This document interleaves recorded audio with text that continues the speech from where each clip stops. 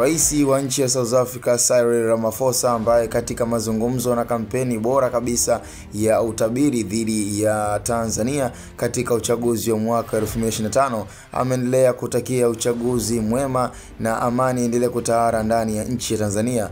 Na nikufahamisha tu, kumekuwa na ukaribu mzuri kati ya rais wa nchi ya South Africa pamoja pia na Dr. Samia Suluhu Hassan, na mpaka sasa hivi kutokana na ukaribu, kutokana pia na nafasi walioweza kupeana kati ya Dr. Samia Suluhu Hassan pamoja pia na Cyril Ramaphosa, ni kufahamisha tu kwamba hata katika utabiri ndani ya uchaguzi wa mwaka 2025, basi utabiri wa kiongozi Cyril Ramaphosa uko kwa Dr. Samia Suluhu Hassan kuendelea kubakia madarakani na kuongoza taifa la Tanzania. Ni kutokana pia na aina ya vile walivyoweza kukaribishana na mawasiliano, lakini pia na communication bora iliyoweza kujengwa kati ya Dr. Samia Suluhu Hassan pamoja na cabinet yake versus pamoja ya nchi ya South Africa ambayo inazidi kudumisha upendo, amani. Na ndio maana kiuhalisia sasa hivi hata tukizungumzia yale matukio ya Watanzania kufika katika nchi ya South Africa na kunyongwa ama kupitia changamoto tofauti ambazo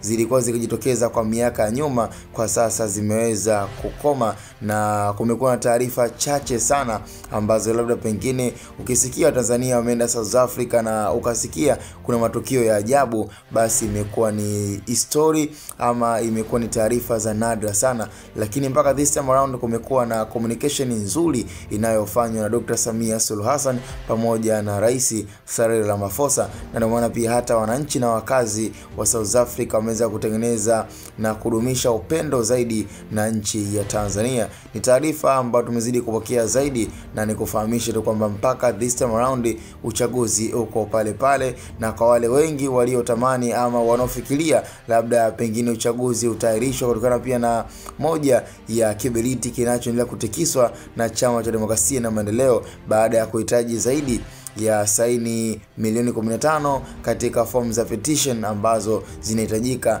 kabla ya mwezi wa 5 Umoja wa Mataifa. Kwa ni swala ambalo mpaka muda huu ni taarifa ambayo iko exclusive kabisa, uchaguzi uko pale pale. Yani tusidanganyane ama usidanganyike na taarifa yoyote ambayo ikakwambia kwamba labda uchaguzi utakuwa umeweza kuhairishwa. Kwa ni swala ambalo tunazidi kulipa muda, na imani kabisa kwamba muda utaongea. Lakini zaidi ni kwamba tayari moja ya kampeni kutoka kwa Rais Cyril Ramaphosa ni kwamba anaamini Dr. Samia Suluhu Hassan ataibuka kidedea na kuendelea kuongoza vyema kabisa nchi na taifa la Tanzania. Tukutane kwenye comment, na hii ni Hatuboy Media. Sema cha msingi, usisahau kuweza kulike, kusubscribe na kucomment.